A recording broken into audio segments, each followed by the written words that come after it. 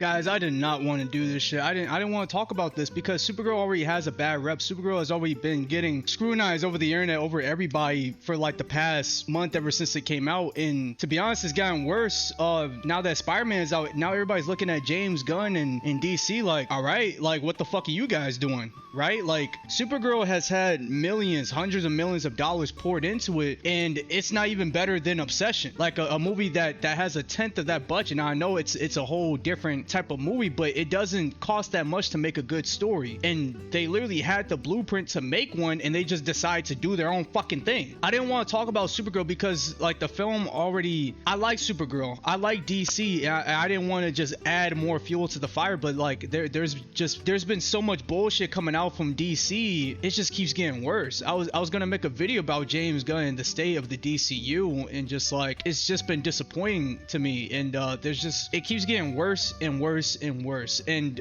I'm scrolling on Twitter earlier, and then I see this, right? So it looks like they used AI for like conceptualizing the design of Lobo, and it's crazy that they had all this money. Let's see how much Supergirl costed. Okay, so the Supergirl budget was between 170 million, 180 million, and they couldn't pay for a concept designer? Are you fucking serious? Like what? Like where was all that? What was all that money going? What was all that 180 million going, dude? And when it comes to the writing in the script, they literally had Tom King's Supergirl right there. Like they didn't really have to do that much, and the fact that Lanterns is getting a show while Supergirl gets the blockbuster movie of this year in the summer, I feel like they had it backwards. Supergirl should have had the show, because I feel like the story of Woman of Tomorrow could have been done with an 8-episode show, and they could have gave Lanterns the movie. Honestly, people know more about Green Lantern than they do about Supergirl. And the thing is, when you have Supergirl be like the summer blockbuster of 2026, it's a very bold move. You gotta really like hit a home run on this shit, because people are already going to that movie with a certain idea. Like they're already gonna go in and try to hate that shit, right?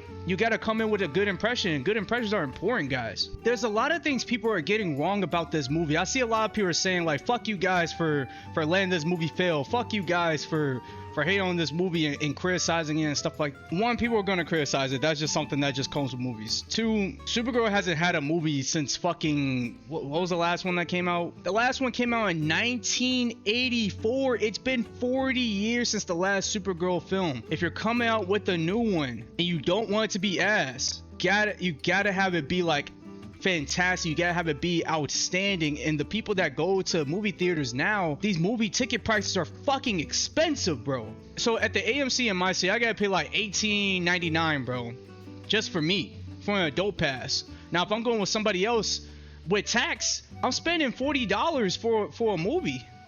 That shit better not be mid. I don't care if it's like just good. I don't care if it's like a 6 out of 10, nigga.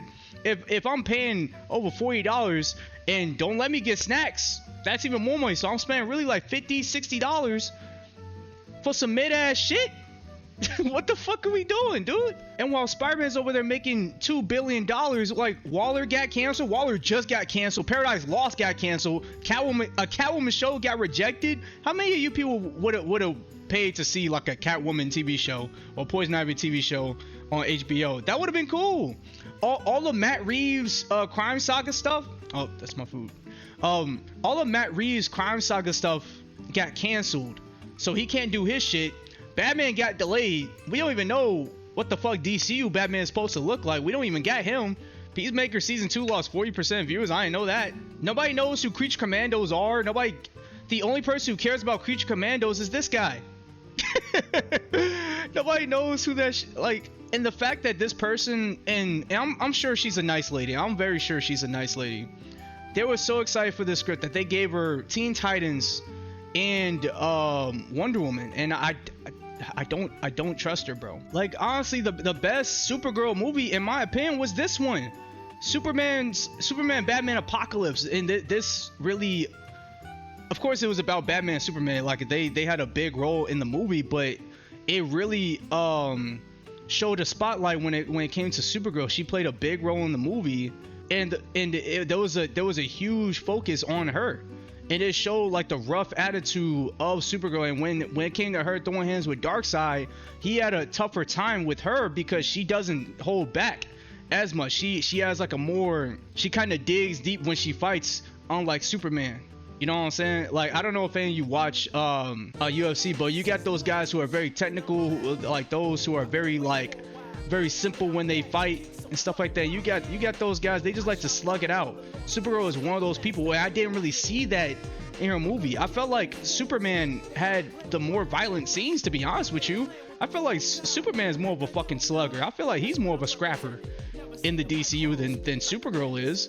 Like, I feel like the action besides like the very end was very tame, and the fact that they're using AI, just shows like how uninspired the set design was, and well, if there was a set, to be like, if they were even using a green screen, the backgrounds and stuff like that for 170 million, 180 million, it was fucking terrible. When you look at the artwork of Woman of Tomorrow, there's so much color, bro. Like, there's so much going on here, and it's all made by a human. This is stuff that can't really be replicated by AI, and I'm not really like, I'm not gonna be one of these people that, I'm not gonna stay on my moral high horse and say all AI is bad, because that's kind of like saying all computers are bad, right?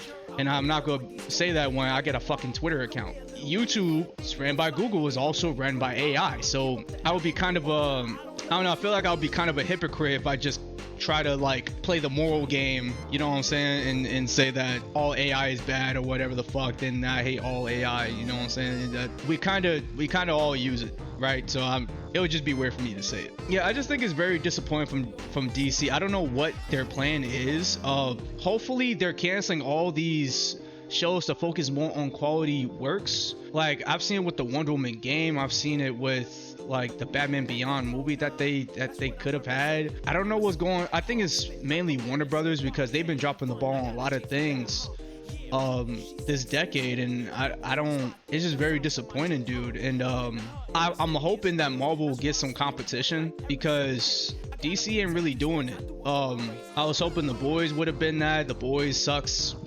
The Boys fucking sucks. Invincible kind of dropped down a little bit when it came to animation. I'm hoping Dark Horse can probably get some animations and stuff like that out there, but when it comes to like, they can't really adapt their Teenage Mutant Ninja Turtle stuff, because then that's Nickelodeon, then that gets all fucking skewed. It's, Hollywood is fucking fucked up, dude. But yeah, I'm hoping DC gets their shit together. I don't know what the fuck is going on behind the scenes. I want to know what you guys think. This is really disappointing from a very big DC fan, guys. I'll see y'all later. Goodbye.